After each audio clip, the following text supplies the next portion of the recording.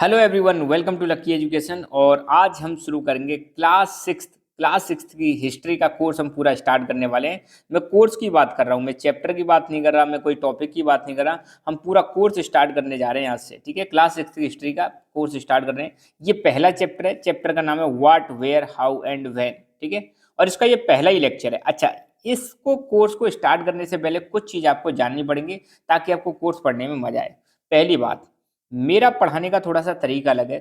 आपकी बुक में जो दे रखा है वो तो आप पढ़ोगे ही पढ़ोगे। बुक के साथ साथ आपको बहुत सारी बेसिक जानकारी भी दी जाएगी, बहुत सारी एक्स्ट्रा जानकारी भी दी जाएगी ताकि आप हिस्ट्री को समझ सको। देखो, हर सब्जेक्ट को पढ़ने का तरीका अलग अलग होता है, मगर हिस्ट्री को पढ़ने के लिए हमें अलग से अप्रोच समझनी पड़ेगी।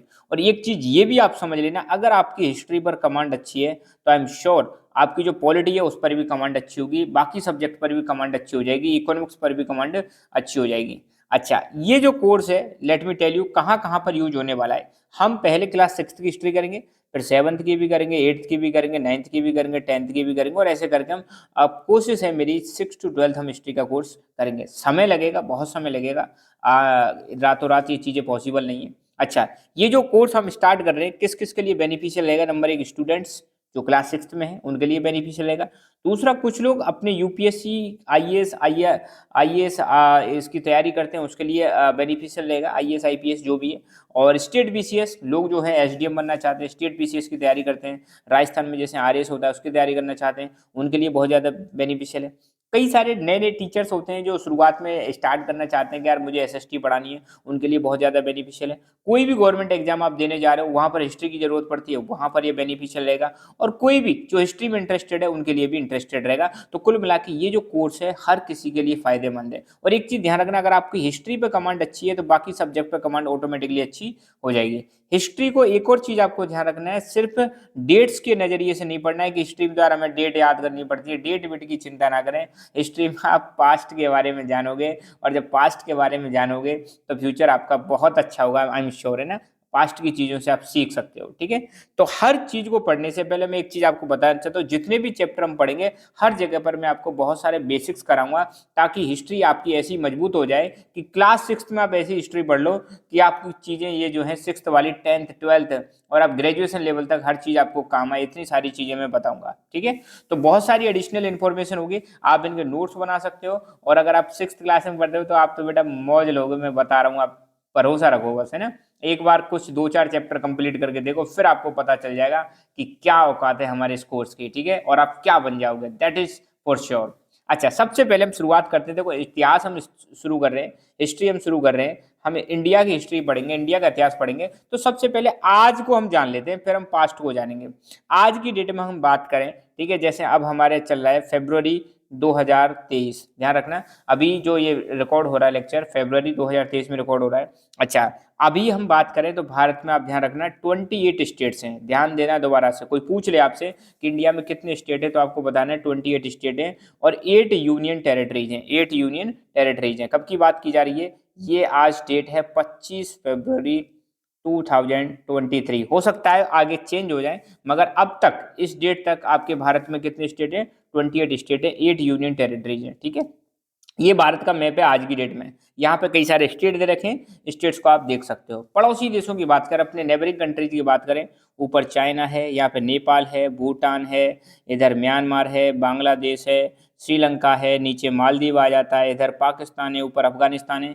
ये है हमारे नेबरिंग कंट्रीज। नेबरिंग कंट्रीज का मतलब है पड़ोसी देश। देखो, ये आज का भारत है। अब हिस्ट्री में हम जानेंगे, पहले ऐसा कुछ नहीं हुआ करता था।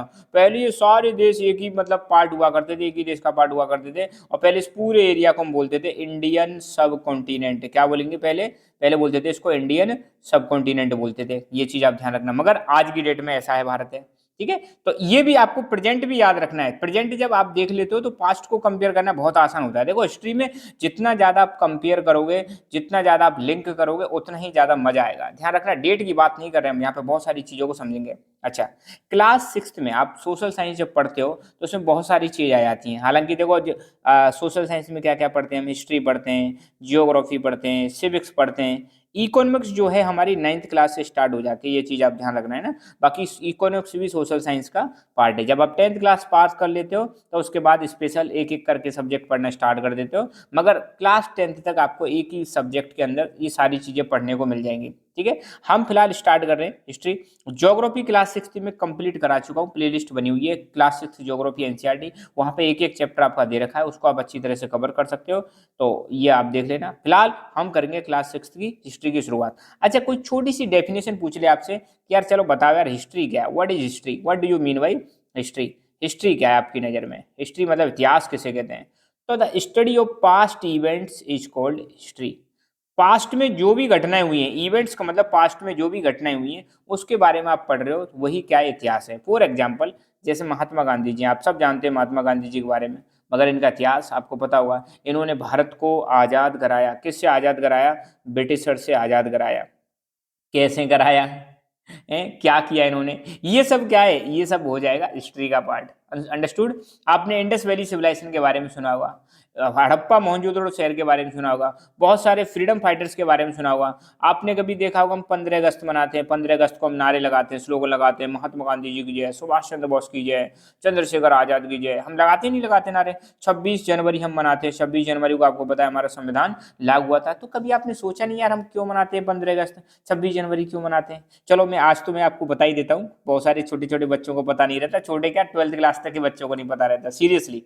तो 26 जनवरी तो हम इसलिए मनाते हैं क्योंकि 26 जनवरी के दिन हमारा भारत का जो संविधान है, कॉन्स्टिट्यूशन, कॉन्स्टिट्यूशन लागू हुआ था। हमारा कॉन्स्टिट्यूशन क्या हुआ था?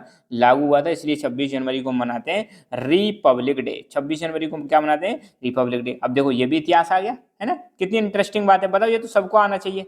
दूसरी बात, 15 अगस्त क्यों बनाते हैं? मैं ध्यान रखना ये लेक्चर बिल्कुल बच्चों के हिसाब से रिकॉर्ड कर रहा हूँ, क्लास 6 में जो पढ़ रहा है उसके भी काम आएगा, यूपीएससी की तैयारी कर रहा है कोई उसके भी काम आएगा, बहुत बेसिक से मैं मतलब चीजों को डील करने वाला हूँ। तो 15 अगस्त इसलिए मनाते हैं क्योंकि 15 अगस्त 1947 को भारत आजाद हुआ था, किससे? अंग्रेजों से, इसलिए हम 15 अगस्त को मनाते हैं इंडिपेंडेंस डे। ठीक है, तो हिस्ट्री क्या करती है? पास्ट में जो भी घटनाएं हुई हैं उनके बारे में पढ़ना, यही क्या है? इतिहास है। और हम क्यों पढ़ते हैं पास्ट की चीजों से? ताकि हम सीख सकें और फ्यूचर में बेटर डिसीजन ले सकें, फ्यूचर में उसके आधार पर अच्छे डिसीजन ले सकें, इसलिए हिस्ट्री। अब हिस्ट्री में देखें तो हिस्ट्री के कई सारे टाइप हैं, ancient history, medieval history, modern history, world history, ये हिस्ट्री के टाइप्स हैं। अच्छा, एक चीज और मैं आपको बताता हूँ, अगर आप क्लास 6 में पढ़ोगे तो क्लास 6 में आपको मोस्टली एंशियंट हिस्ट्री पढ़ने को मिलेगी क्लास 6 में। 7th में आप जाओगे तो मिडीवल हिस्ट्री पढ़ोगे, 8th में आप जाओगे तो मॉडर्न हिस्ट्री पढ़ोगे, 9th में आप पढ़ोगे वर्ल्ड हिस्ट्री भी पढ़ लोगे, इंडियन हिस्ट्री भी पढ़ोगे। तो यहाँ पे एनसीईआरटी में तो ये दे रखा है 6, 7, 8 में, 6th में एंशियंट हिस्ट्री, 7th में मिडीवल हिस्ट्री, 8th में मॉडर्न हिस्ट्री।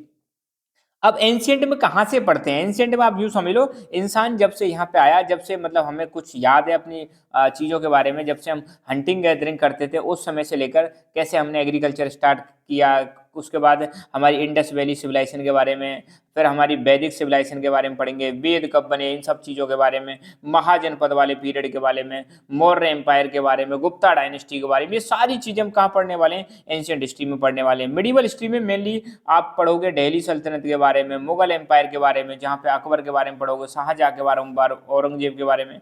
मॉडर्न हिस्ट्री में जनरली मैं एक जनरल बात बता रहा हूँ, यहाँ से अंग्रेजों की हिस्ट्री स्टार्ट हो जाएगी। अंग्रेजों वाली जो हिस्ट्री है वो कहाँ पे आती है? मॉडर्न हिस्ट्री में आती है ना। वर्ल्ड हिस्ट्री में दुनिया की कहानी पढ़ोगे, अमेरिका की कहानी पढ़ोगे, फ्रांस की कहानी पढ़ोगे, है ना, world war first, world war second, ये सारी कहानी वर्ल्ड वर्ल्ड हिस्ट्री में आ जाएंगी। तो अपनी क्लास 6 में कौन सी है? एंशियंट, मतलब प्राचीन इतिहास। एंशियंट का मतलब क्या होता है? प्राचीन इतिहास के बारे में जानेंगे। ठीक है, तो 6th में हमारा प्राचीन पे ध्यान रहेगा। अब देखो हिस्ट्री में जो भी चीज हम पढ़ते हैं ध्यान देना, हिस्ट्री में कोई भी चीज हम पढ़ते हैं तो उसके पीछे आप बताओगे यार, हम मैंने जैसे बताया कि भारत हमारा 15 अगस्त 1947 को आजाद हुआ, 15 अगस्त 1947 को इंडिया गॉट इंडिपेंडेंस, कहाँ से पता चला? सोर्स क्या है? तो हिस्ट्री भी ध्यान देना एविडेंस के आधार पर चलती है, सोर्सेस के आधार पर चलती है, साक्ष्यों के आधार पर चलती है। तो पहली बात तो सोर्स किसे कहते हैं? तो कोई भी क्लू या एविडेंस जिसके आधार पर हिस्ट्री लिखी गई है उसको हम बोलते हैं सोर्स। तो हिस्ट्री में ध्यान रखना, जो भी आप चैप्टर पढ़ोगे उसमें आपको क्या देखे रखते हैं? सोर्सेस के बारे में देखे रखते हैं, ये चीज जो बता रहे हैं इस चीज के बारे में जानकारी हमें फलाने फलाने सोर्स से मिलती है। और हिस्ट्री में जो सोर्सेस होते हैं वो दो प्रकार के होते हैं, एक तो लिखित में होते हैं, उनको लिटरेरी सोर्स बोलते हैं, एक जो आपके मतलब खुदाई के दौरान मिले हैं या कुछ कोई ऑब्जेक्ट है उसको हम बोलेंगे आर्कियोलॉजिकल सोर्सेस। अभी ज़्यादा डेप्थ में नहीं जाएंगे, बस इतना समझ लो, ठीक है। तो ये एक बेसिक बेसिक सा इंट्रोडक्शन है जो हिस्ट्री के बारे में आपको आना चाहिए। अब हम शुरुआत करते हैं क्लास सिक्स्थ की। क्लास सिक्स्थ की आपकी जो एनसीईआरटी की, वहाँ से शुरुआत करते हैं, ठीक है।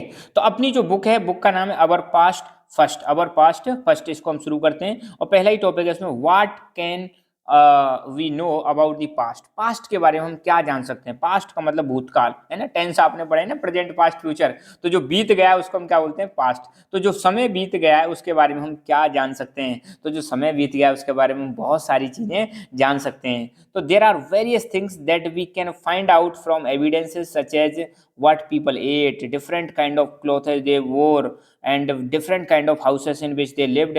Thus we can analyze the past. हम पास्ट के बारे में क्या जान सकते हैं, हम पास्ट के बारे में जान सकते हैं पहली बात तो जो भी हमारे पास एविडेंसेस अवेलेबल हैं उनसे हम पता लगा सकते हैं कि पहले के लोग क्या खाते थे, पहले के लोग कैसे कैसे कपड़े पहनते थे, कितने टाइप के कपड़े पहनते थे, पहले के लोग किस टाइप के घरों में रहते थे, है ना। इन सब चीज़ों को जान सकते हैं, क्या खाते थे, क्या पहनते थे, किस टाइप के घर में रहते थे। इन सब चीज़ों से हम एनालाइज कर सकते हैं पास्ट के बारे में। एनालाइज मतलब हम पता लगा सकते हैं पास्ट के बारे में।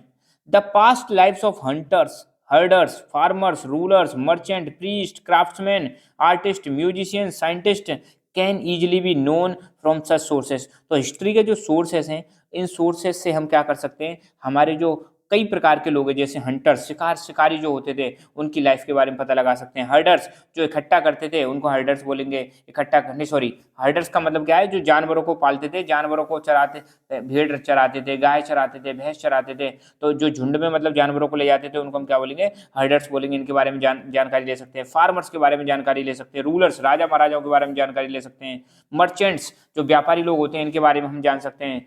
प्रीस्ट, प्रीस्ट मतलब जो पुजारी होते थे उनके बारे में जान सकते हैं। क्राफ्ट्समैन, आर्टिस्ट, इनके बारे में जान सकते हैं। म्यूजिशियंस के बारे में जान सकते हैं। साइंटिस्ट के बारे में जान सकते हैं। तो इन सब चीज़ों के बारे में, क्या लोग खाते थे, क्या लोग पहनते थे और किस टाइप के घर में रहते थे, पहले लाइफ कैसी हुआ करती थी, किसानों की ज़िंदगी कैसी हुआ करती थी, राजा महाराजाओं की ज़िंदगी कैसी हुआ करती थी, इन सब चीज़ों के बारे में हम किससे पता लगा सकते हैं, वेरियस सोर्सेस से पता लगा सकते हैं, ठीक है।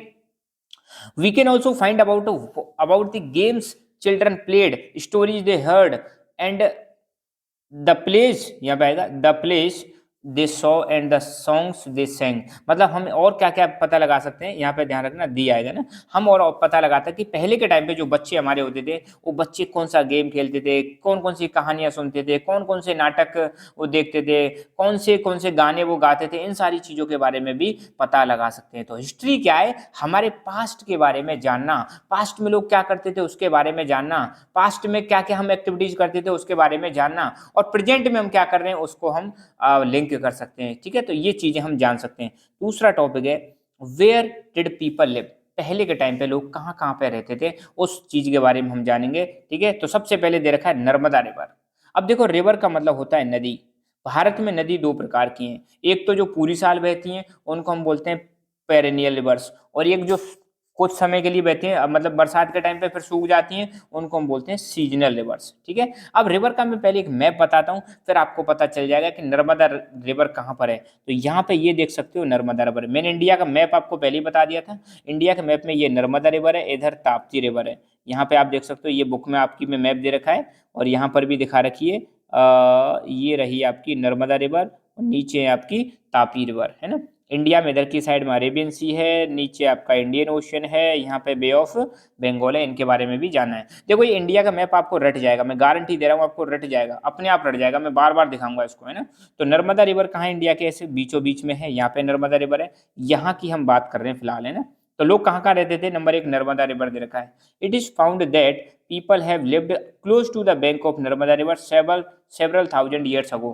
कई हजार साल पहले ऐसा माना जाता है, ऐसा पाया गया है कि लोग बाग नर्मदा रिवर के किनारे पर रहते थे। बैंक का मतलब होता है किनारा, जैसे ये नदी जा रही है तो नदी का ये वाला क्या हो जाएगा, किनारा। तो लोग किनारे पे रहते थे। कौन सी नदी के किनारे पे रहते थे, नर्मदा नदी के किनारे पर रहते थे। Such people were skilled gatherers, these people were those who gathered food for themself. ये जो लोग रहते थे नर्मदा रिवर के आसपास, ये स्किल्ड गैदरर्स हुआ करते थे, मतलब इनको आता था, ये आसपास के एरिया से क्या करके लाते थे, खाना कलेक्ट करके लाते थे, फूड कलेक्ट करके लाते थे और उस फूड को अपने लिए यूज करते थे। They knew about the vast wealth of plants collected roots fruits and other forest produce for their food. और ये जो लोग रहा करते थे नर्मदा रिवर के आसपास, इनको प्लांट की नॉलेज थी, प्लांट की बहुत अच्छी नॉलेज थी और ये जानते थे कि प्लांट में क्या क्या खूबियाँ होती हैं, कौन कौन से पेड़ की क्या खूबियाँ होती हैं, जड़ की क्या खूबियाँ होती हैं, फ्रूट की क्या खूबियाँ होती हैं।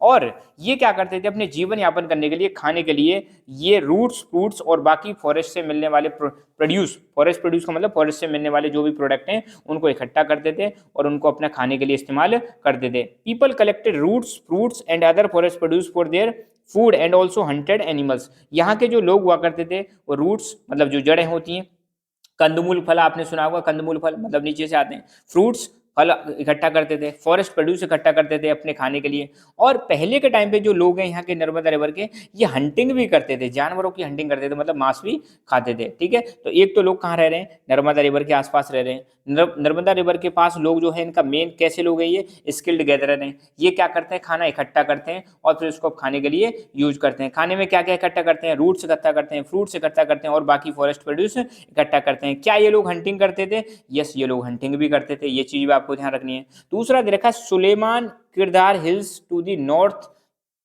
ईस्ट। सुलेमान किरदार हिल से लेके हम नॉर्थ ईस्ट तक अब हम देखेंगे। ठीक है, पहले हम देखेंगे सुलेमान किरदार हिल्स।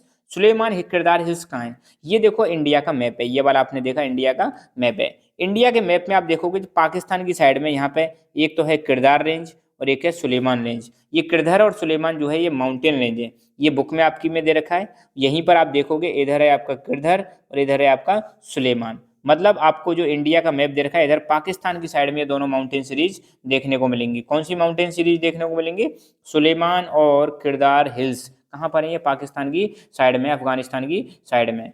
तो इस वाले एरिया में, सुलेमान और किरदार हिल्स वाले एरिया में आपको देखने को मिलेगा लोग दो प्रकार की फसलें उगाते थे, एक तो व्हीट और दूसरा बार्ले। व्हीट और बार्ले, यहाँ पे दो प्रकार की फसलें उगाई जाती थी लगभग 8,000 साल पहले, 8,000 ईयर्स एगो, नॉर्थ वेस्ट वाले रीजन में।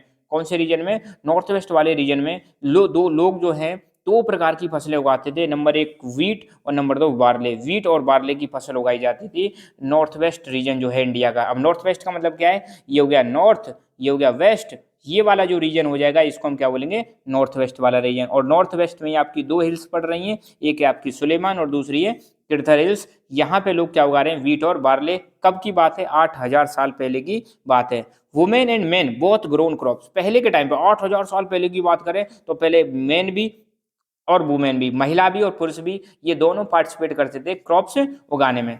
और क्या करते थे यहाँ के लोग?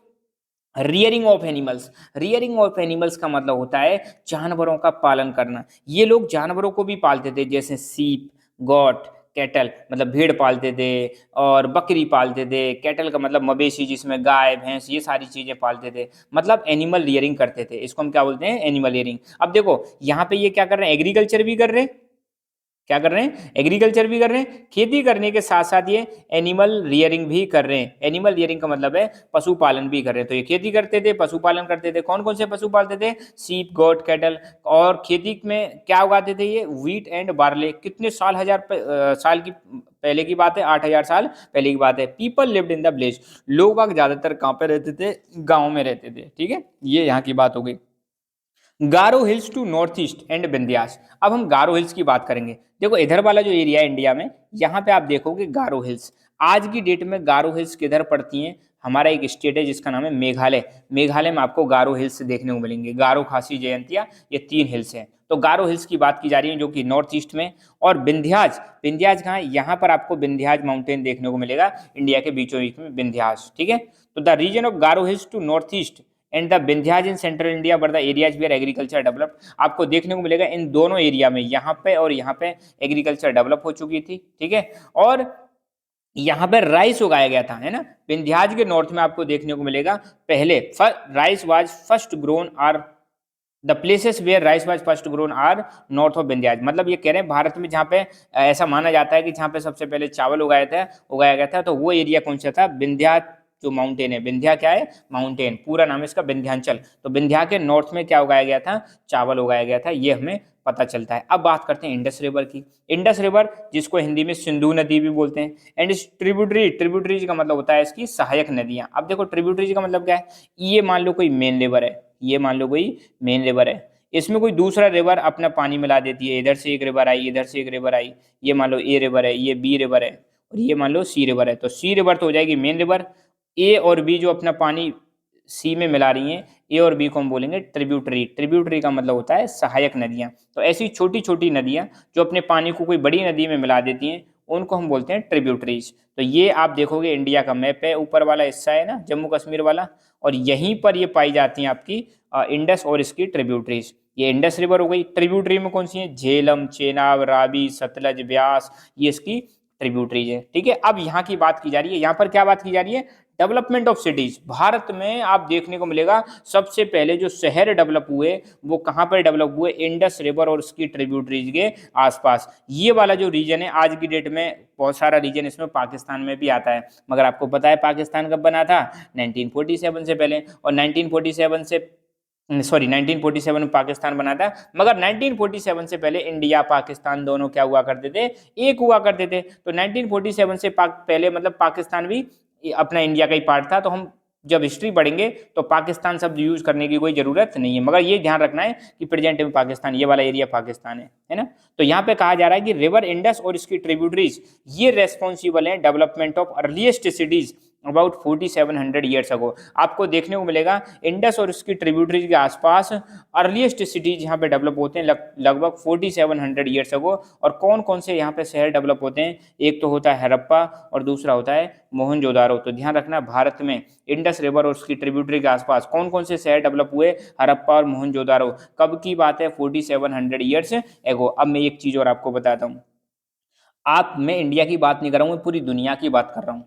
जहां जहां पर वाटर अवेलेबल है, ध्यान रखना, जहां जहां पे वाटर अवेलेबल है वहां पे ऑटोमेटिकली सिविलाइजेशन डेवलप हो जाएगी, वहां पे ऑटोमेटिकली पॉपुलेशन रहने लग जाएगी। तो ये हड़प्पा और मोहनजोदड़ो किसके आसपास डेवलप हुए थे, ये डेवलप हुए थे इंडस रिवर और उसकी ट्रिब्यूटरीज के आसपास। कोई भी शहर डेवलप क्यों होगा, कहाँ डेवलप होगा, जनरली किसी रिवर के आसपास डेवलप होगा। तो पहले के टाइम पे जितने भी सेटलमेंट है, जितने भी घर, जितने भी सिटी, जितने भी गांव डेवलप हुए जनरली किसी वाटर बॉडी के आसपास डेवलप हुए, क्योंकि पानी मेन सोर्स होता है। खेती पहले क्या करते थे, खेती करते थे, और खेती करने के लिए क्या चाहिए, पानी, इसलिए इसके आसपास क्या है, शहर डेवलप हुए। तो इनके बारे में कई बार पूछा जाता है कि इंडस वैली जो है हमारी, इंडस, इंडस नाम आ गया, इंडस वैली सिविलाइजेशन जो है हमारी IBC, वहां पर कौन कौन से शहर डेवलप हुए थे, हड़प्पा और मोहनजोदड़ो, है ना।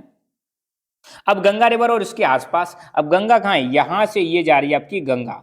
गंगा जो रिवर है मैं आपको बता दूं, गंगोत्री ग्लेशियर से निकलती है। कहाँ से निकलती है, गंगा रिवर हमारी गंगोत्री ग्लेशियर से निकलती है, जो कि उत्तराखंड में है, ये इसका ओरिजिन हो गया। ठीक है, तो गंगा रिवर और इसकी ट्रिब्यूटरीज, इसकी बहुत सारी ट्रिब्यूटरीज है, जैसे सोन, चंबल, यमुना, ये क्या है, इसकी ट्रिब्यूटरीज हैं। तो in the letter period near 2500 years ago cities were developed over the bank of river Ganga. देखो 4700 ईयर्स अगो, 4700 ईयर्स अगो कौन से शहर डेवलप हुए, हड़प्पा और मोहनजोदारो। कहाँ पे डेवलप हुए, Indus valley, sorry Indus river के आसपास, इस वाली रिवर के आसपास कौन कौन से शहर डेवलप हुए, आपके हड़प्पा और मोहनजोदारो। फिर 2500 ईयर्स को, आज से 2500 साल पहले आपको देखने को मिलेगा गंगा रिवर और उसकी ट्रिब्यूटरीज के आसपास भी शहर डेवलप होने लग जाते हैं, मतलब इस एरिया में भी शहर डेवलप होने लग जाते हैं। यहाँ पर आपको देखने को मिलेगा महाजनपदों का राइज हो जाएगा, महाजनपद। आज हिस्ट्री में आप पढ़ोगे महाजनपदों का राइज होगा, जिनमें 16 महाजनपद फेमस हैं, 16 महाजनपद फेमस हैं। और इन 16 महाजनपद में एक महाजनपद सबसे ज्यादा पावरफुल हुआ करता था, जिसका नाम था मगध। तो गंगा के आसपास, गंगा और उसकी ट्रिब्यूटरीज के आसपास कौन सा महाजनपद डेवलप होगा, सबसे powerful Magadh. The city developed to the south of Ganga over the bank of its tributary was considered as the most powerful महाजनपद named Magadh. मैंने अभी बताया था ना, गंगा रिवर और उसकी ट्रिब्यूटरीज के आसपास 2500 साल पहले क्या डेवलप होंगे, महाजनपद डेवलप होंगे। इन महाजनपदों में एक सबसे ज्यादा जो पावरफुल महाजनपद था उसका नाम था मगध, और इसी मगध पर कई सारे राजाओं ने रूल किया था। मौर्य डायनेस्टी ने भी इसमें रूल किया था, मगध वाले रीजन में ने। तो मगध के जो रूलर्स हुआ करते थे बहुत ज़्यादा पावरफुल हुआ करते थे, और उन्होंने बहुत बड़े किंगडम को भी स्टैब्लिश किया था, सेटअप किया था। किंगडम का मतलब है राज्य। इस एरिया में आपको देखने को मिलेगा। और इसके अलावा इंडिया के बाकी भागों में भी छोटे छोटे किंगडम सेटअप होते हैं। ऐसा नहीं है सिर्फ यहीं पर किंगडम सेटअप हुए थे। ध्यान रखना, हमने अभी क्या बात की कि इंडस वैली के आसपास या इंडस रिवर के आसपास Harappa Mohenjodaro 4700 years ago, Ganga river और उसकी ट्रिब्यूटरी के आसपास लगभग 2500 ईयर्स एगो महाजनपदों का राइज हुआ। महाजनपदों में सबसे पावरफुल कौन था? मगध। और इसके अलावा इंडिया के बाकी भागों में भी किंगडम सेटअप होते हैं। ऐसा नहीं है सिर्फ यहीं पे सेटअप होते हैं। अब ये क्वेश्चन दे रखा है, पर्पज ऑफ ट्रेवलिंग। लोग बाग क्यों ट्रेवल करते थे यार? आप सोचो, आप घूमने क्यों जाते हो? अब आप पर्सनली ही बात करें, हम घूमने के हमारे कई सारे रीजन हो सकते हैं। हो सकता है हम इंटरटेनमेंट के लिए घूमने जा रहे हैं, हो सकता है हम नॉलेज प्राप्त करने के लिए एक जगह से दूसरी जगह जा रहे हैं, हो सकता है हम ट्रेड करने के लिए एक जगह से दूसरी जगह जा रहे हैं, बिजनेस करने के लिए एक जगह से दूसरी जगह जा रहे हैं, या एक जगह पे कोई प्रॉब्लम हो गई है वहाँ से बचने के लिए जा रहे हैं, वॉर हो गया, युद्ध हो गया तो एक जगह से दूसरी जगह जा रहे हैं, लर्निंग के लिए जा रहे हैं। तो घूमने के कई सारे पर्पज होते हैं। बुक में क्या दे रखा है वो हम देखते हैं। People travelled from one place to another place in search of livelihood. Livelihood का मतलब है रोजी रोटी। अपना पेट भरने के लिए हम जो काम करते हैं उसको हम क्या बोलते हैं? लाइवलीहुड हो जाएगा। तो लोग बाग एक जगह से दूसरी जगह, नंबर एक किसके लिए जा रहे हैं? लाइवलीहुड के लिए।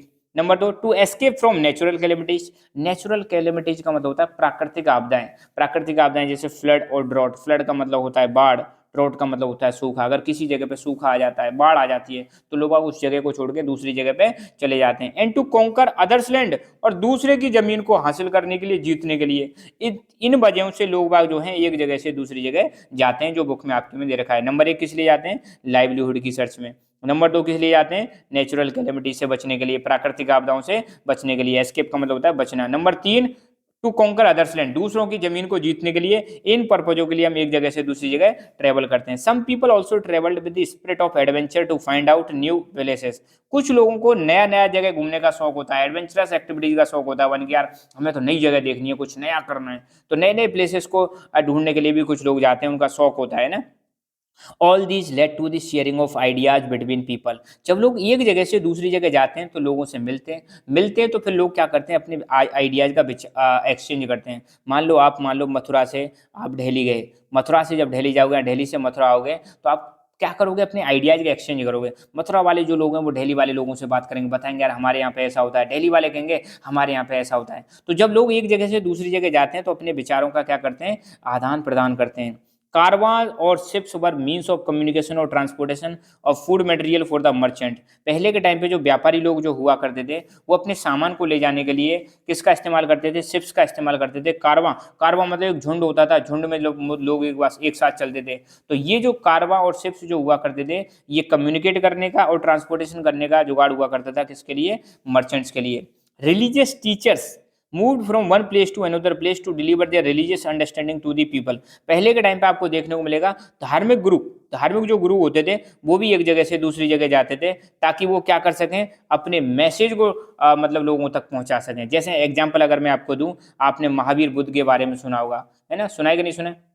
महावीर के बारे में और बुद्ध के बारे में। महावीर अलग है, बुद्ध अलग है। महावीर जी जो हैं आपके जैन धर्म के फाउंडर हैं, बुद्ध जो हैं आपके बुद्धिज्म के फाउंडर हैं। तो महावीर जी भी एक रिलीजियस टीचर हैं और बुद्ध जी भी एक रिलीजियस टीचर है। तो ये एक जगह से दूसरी जगह क्यों ट्रैवल करते थे? ताकि धर्म से संबंधित चीज़ों को, अच्छी चीज़ों को लोगों को बता सकें, लोगों को ज्ञान प्रदान कर सकें। इसलिए धार्मिक गुरु भी एक जगह से दूसरी जगह ट्रैवल करते थे। Travelling emerge as a strong aspect of sharing ideas between two or more people having diversities. तो ट्रैवलिंग एक ऐसी चीज़ निकल के आती है जिसके माध्यम से लोग जो हैं अपने आइडियाज को लोगों के बीच में क्या कर सकते हैं? शेयर कर सकते हैं। तो ट्रैवलिंग एक ऐसी चीज़ होती है। देखो एक चीज़ और मैं आपको बता दूं, जब आप ट्रैवल करते हो ना, नई नई चीज़ें सीखोगे। ट्रैवलिंग करना बहुत इंपॉर्टेंट होता है। ट्रैवल करने से हम दूसरे कल्चर के बारे में जानते हैं। ट्रैवलिंग करने से हम नई नई चीज़ों के बारे में जानने को मिलता है। और ट्रैवलिंग करने का यहाँ पे कौन कौन से पर्पज है वो हमने सारे पर्पज देख लिए। मैं फिर बता रहा हूँ ट्रैवलिंग करने के पर्पज। लोग बाग जॉब की सर्च में, लाइवलीहुड की सर्च में जाते थे, नेचुरल कैलेमिटी से बचने के लिए जाते थे, दूसरे की ज़मीन को जीतने के लिए जाते थे, एडवेंचर के पर्पज से जाते थे, और इन सब चीज़ों की वजह से आइडिया शेयर होता था।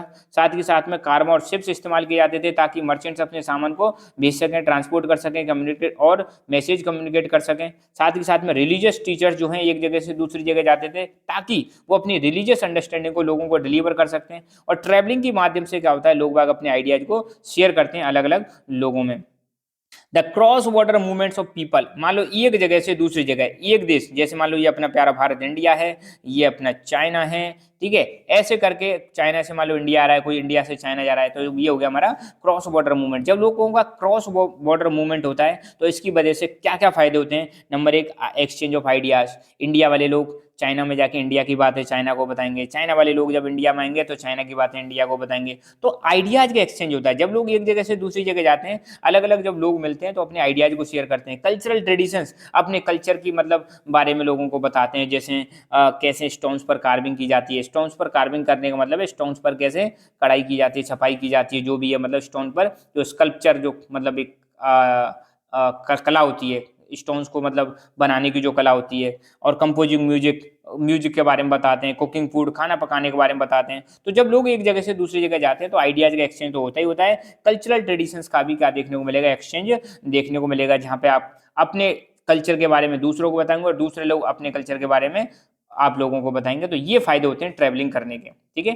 तो ये यहाँ पे हमने एक छोटा सा मतलब हमने जो छोटे छोटे टॉपिक है, 2 टॉपिक कवर किए, ये लेक्चर नंबर 1 ही है। लेक्चर नंबर 2 में इस चैप्टर के आगे की कहानी आपको समझाई जाएगी, मगर उसको करने से पहले आपको कुछ क्वेश्चंस मैं आपको देता हूं, इनके आपको आंसर लिखने और कमेंट करके बताने, और ये सारे क्वेश्चन आपके वीडियो के बेसिस पर हैं। पहला, व्हाट इज हिस्ट्री, हिस्ट्री क्या है यह बताना है। Name the capital of India, अब आपको मैंने बताया था भारत में कितने स्टेट हैं, 28 स्टेट हैं, और भारत की कैपिटल चलो मैंने आपको बताया नहीं है, न्यू दिल्ली, भारत की कैपिटल क्या है, न्यू दिल्ली। मगर आपको क्वेश्चन में दूसरा देता हूं, आप जिस स्टेट में भी हो उस स्टेट की कैपिटल आपको बतानी है। इंडिया में कितने स्टेट हैं और कितनी यूनियन टेरिटरी हैं ये बताना है। गंगा रिवर का ओरिजिन बताना है। इंडस वैली सिविलाइजेशन की 2 इंपॉर्टेंट शहरों के नाम बताने हैं, और क्रॉस बॉर्डर मूवमेंट जो होता है इसका क्या प्रभाव पड़ता है ये आपको क्वेश्चन कमेंट करके बताना है, ठीक है। और अब तक आपने लकी एजुकेशन को सब्सक्राइब नहीं किया है तो चैनल को सब्सक्राइब करें, लकी एजुकेशन फैमिली का पार्ट बने, और आने वाले वीडियोज की नोटिफिकेशन आपको मिले इसलिए बेल आइकन भी प्रेस करें। Thank you so much.